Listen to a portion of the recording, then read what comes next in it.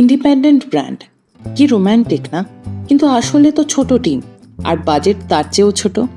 তাই নিজেরাই artwork approve করছি, নিজেরাই কাস্টমারের মেসেজের উত্তর দিচ্ছি, নিজেরাই অর্ডার প্যাক করছি, এমনকি নিজেরাই হাতে করে স্টল সাজাচ্ছি। তবে ওই যে কবি বলেছেন, টিম ছোট, ক্ষতি নেই, স্বপ্নটা তো বড়। আসলে প্যান্ডোরাজ রিলের কাছে ইন্ডিপেন্ডেন্ট হওয়া মানে একটা বিরাট অ্যাডভেঞ্চারে নেমে পড়া, যেখানে আমাদের সঙ্গী হবে আরও ইন্ডিপেন্ডেন্ট শিল্পীরা, যারা নতুন নতুন আইডিয়া নিয়ে এসে নতুন নতুন পথের খোঁজ দেবে। আর আমাদের নিজস্ব কল্পনা ডানা মেলবে এক নতুন জগতে।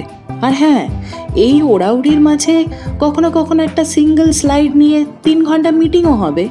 আমরা চাই আরও আর্টিস্ট কমিক্স বানাক, আরও ইলাস্ট্রেটর নিজের স্টাইল নিয়ে পরীক্ষা করুক, আরও স্বাধীন শিল্পী, আরও বড় কমিউনিটি।